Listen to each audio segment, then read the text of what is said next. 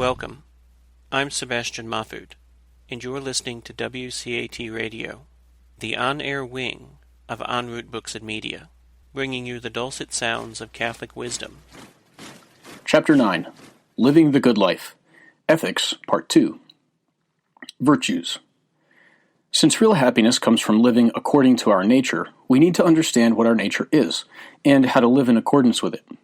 Thankfully, the ancients and medievals laid out clearly what these aspects of our nature look like, and they are called the virtues. The lack of these qualities is called vice. The fulfillment of our intellectual nature is known as wisdom or prudence, and its opposite is foolishness. Wisdom intellectually knows the truth and is able to discern what is good.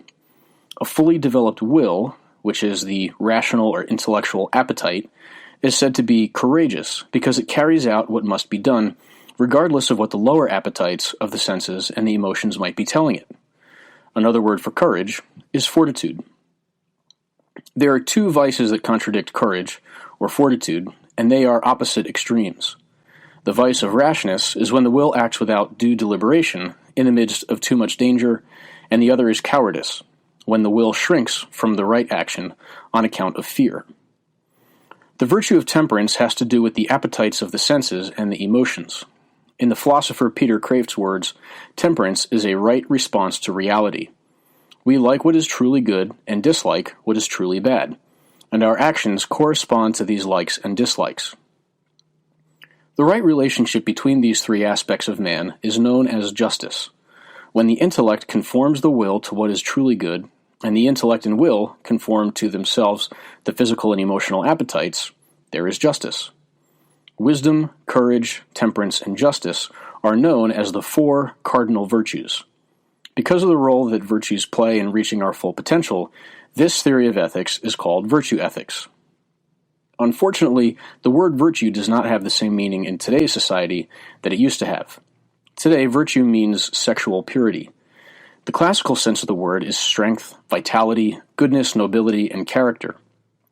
Vice has also been altered to basically mean pleasure, where it used to mean weakness, deformity, imperfection, wickedness, and perversion. As these words were distorted, so were the concepts to which they referred. We now live in a society that has little, if any, idea of true greatness of character and moral strength. George Orwell hit the nail on the head in his novel 1984. The manipulation of language is the fundamental way of manipulating society, consciously or unconsciously. Rights. Our nature is also the source of our rights. I sometimes ask my students where our rights come from, and they say the government. But if our rights come from the government, then it is not possible to have rights that are not recognized by the government. For example, it is not possible to have a right to education when the government does not acknowledge that right. So if we really have rights, they do not come from the government. Instead, they must come from our nature. Every person has the right to education because humans are intellectual by nature. This was recognized by the Church in the Middle Ages, and the first free public schools were established so that everyone could have an education, not just the rich who had the free time and money for a tutor. Since we have an intellectual nature, and since the good of the intellect is truth, we do not have a right to hold whatever opinion we want. We have the right to pursue truth and philosophize. Since we have a nature that tells us what is good for us and what is not good for us, the choices we make are based on the pursuit of such things that are good or virtuous, and on the avoidance of such things that are not good or vicious. The fullness of our rights is found in our pursuing such goodness and virtue, and in our avoiding such evil and vice in everything we do. Since the nature of a woman's body is to nurture and love her baby, and a baby is a unique and invaluable human being, for instance, a woman does not have the right to choose to kill the baby, which would be an abuse of her will. Instead, she has the right to choose to nurture that baby's development, which would be proper to her use of will. Individuality. A common objection against virtue ethics, which isn't really an objection, only a red herring, in other words, a distraction, is that if we all follow the same guidelines of the virtues, then we will all end up being the same. A society of people who are all the same would be boring. But remember that the virtues only relate to the nature that we all share, not our individual talents and personalities. Virtue ethics states that the virtues are the basis of living out the rest of your personality. You actually become more of yourself by becoming virtuous. Whatever you enjoy doing, you will be better at it if you are wiser, more courageous, and more temperate. Think of it the other way. Vice actually makes everyone the same. Selfish, prideful, greedy, lustful, lazy people are incredibly monotonous because all they want is money, sex, and comfort. The saints, on the other hand, exhibit a beautiful array of personality and individuality, from the lumbering intellectual of St. Thomas Aquinas to St. Francis of Assisi, who seemed to dance across the face of the earth, preaching the gospel and serving the poor. From St. Philip Neri, who laughed his way to heaven, to the scholarly and hard-working St. Jerome. From the young but spiritually insightful girl who suffered from a painful disease, St. Therese of Lisieux, to St. Teresa of Calcutta, who gave up everything to become poor and serve the poorest of the poor. Virtue makes you more of yourself, not less. Deontology. Even though it was so clear for so long that our nature was the standard of ethical behavior and true happiness, modern philosophers have introduced a couple of new standards that we have to mention. The first is known as deontology, and is the theory that there is just a rule or set of rules that humans must obey. Whether or not those rules relate to our happiness, we simply have a duty to obey. But if there is a rule or set of rules, we have to ask where that rule or set of rules comes from. How does it exist? If the rule comes from God, why did he give them? Either God gave them because they are good, or God gave them for his own arbitrary reasons. If God gave them to us because they are good, then God is bound by that measure of goodness, and God is not really God, because he is subject to something else. But if God gave them for his own arbitrary reasons, then he is not bound by anything else. Then it might be the case he does not really have our best interests in mind. If God does not reveal his laws to us, then we cannot really know what that law is. I realize that Catholicism might look like deontology, but at its core it is not. It is true that God has revealed certain moral guidelines and laws to us, but that is only because those rules are instructions for running the human machine. God reveals laws to us to guide us to our full potential and become truly happy. It is not as if God created human beings and then some separate arbitrary law that we have to follow. He created humans, and humans have a particular nature in which they must participate to be truly happy. Since our nature was given to us, the moral obligation we have is really due to God, and the source of all essence and existence, and the greatest good. Utilitarianism.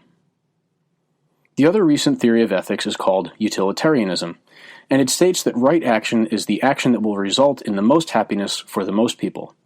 The end justifies the means.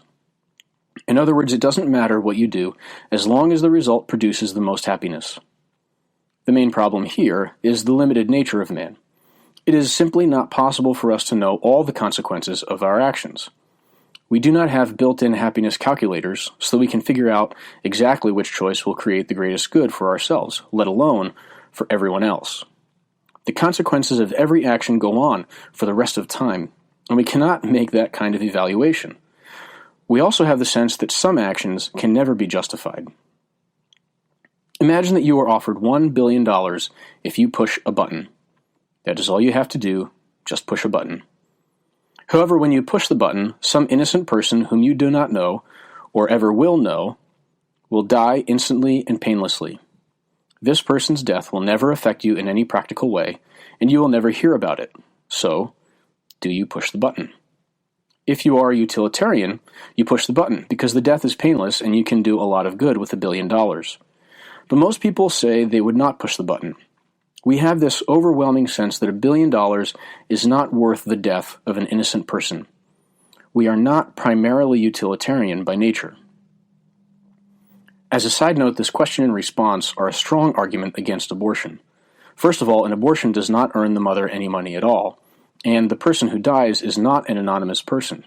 He is the child of the woman who bears him. They share blood and tissue.